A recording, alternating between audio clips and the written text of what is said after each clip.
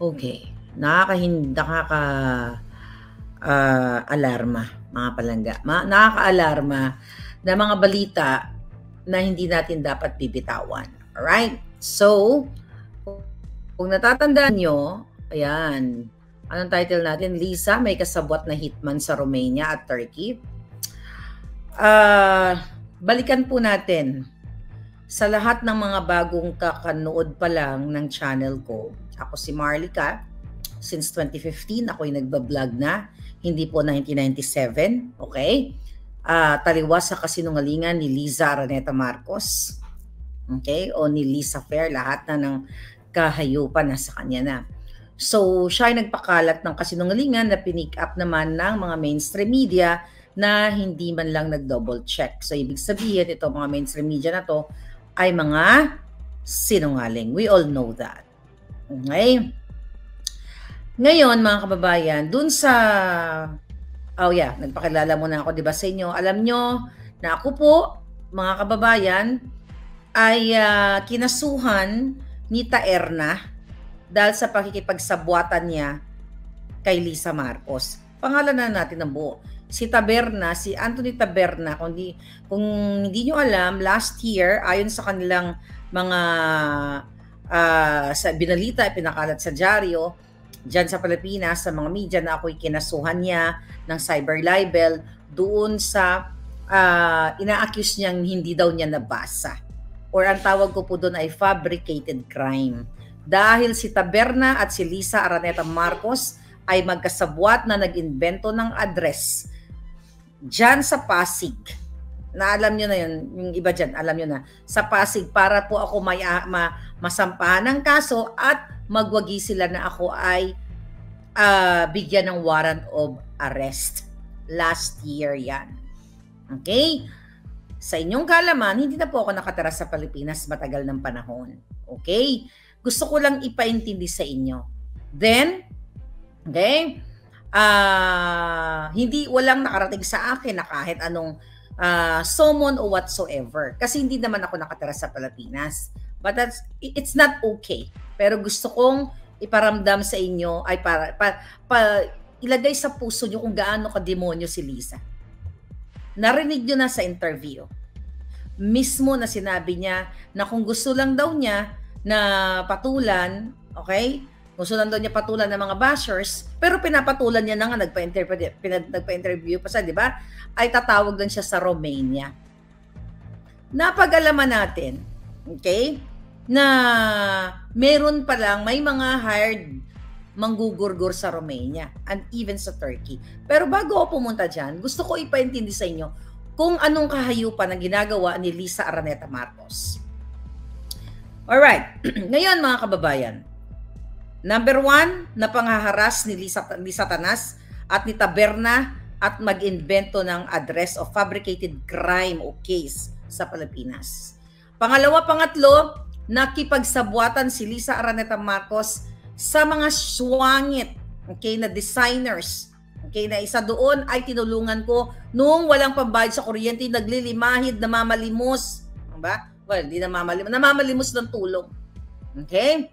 Then, ginamit ni Lisa yan para mag-file ng case against me dito sa Amerika. Multi-million pesos po ang pag-file ng kaso. Pero dahil tinutulungan ni Lisa ang mga satanas, ay nakaka-afford sila magbayad ng abogado. But, again, hindi tayo magpapatinag. Balikan natin. Noong December, last year po, December, ako ay nakatanggap ng death threat na si Mel Robles ay nag-usap sila doon sa court restaurant. Okay? Na kung saan ay pinag-usapan nila na si Mel Robles ang inatasan o nag-volunteer na magbabayad ng hitman ng 10 million pesos. At nung time na yun, doon nanalo ang loan better at the end of December. So, kailangan ninyong maintindihan yung pagkasunod-sunod ng pangyayari. Okay? That was December. Ngayon, mga kababayan, noong January po, first week ng January, pagkatapos ng selebrasyon ng bagong taon, ako ay nag-report sa FBI. Okay?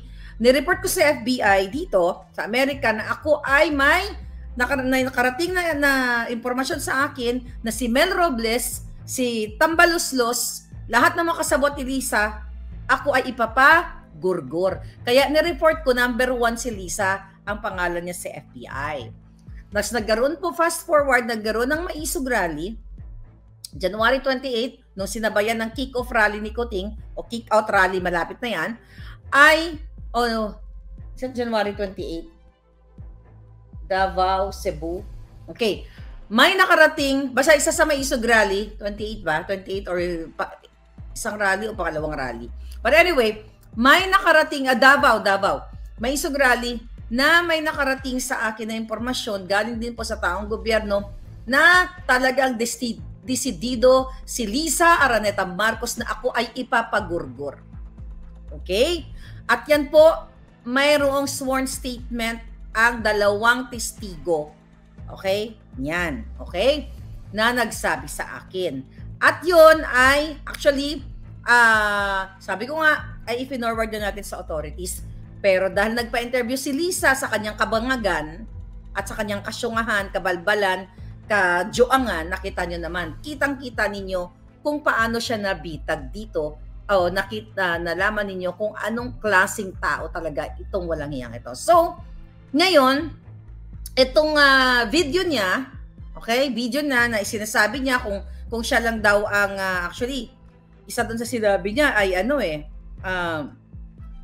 sabi ko nga, yung interview ni Taberna is, syempre, scripted yon to cover up.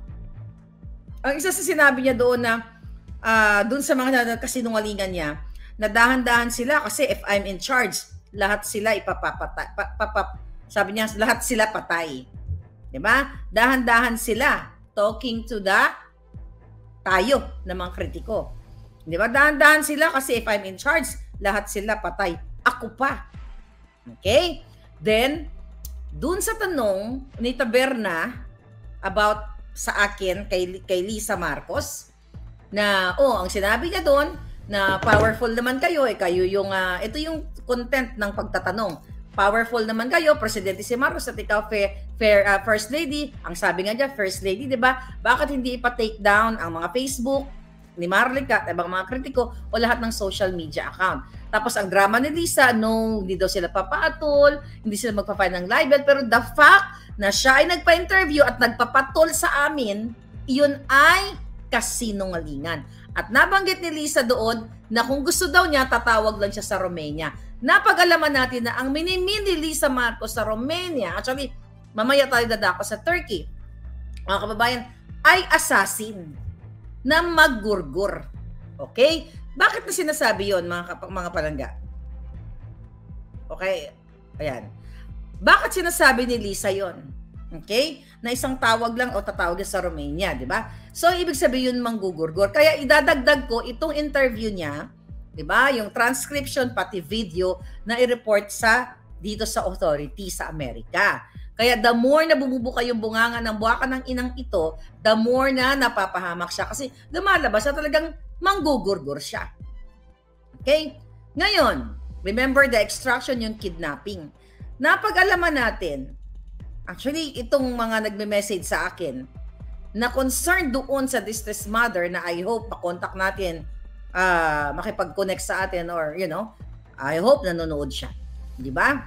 Na nung panahon na sa Turkey pala, ay may mga taong sumusunod dito. At even nung ngayon nasa parts of Europe na siya, ay sinusundan siya. Kaya itong mag-ina, hanggang ngayon, kaya ako galit na galit.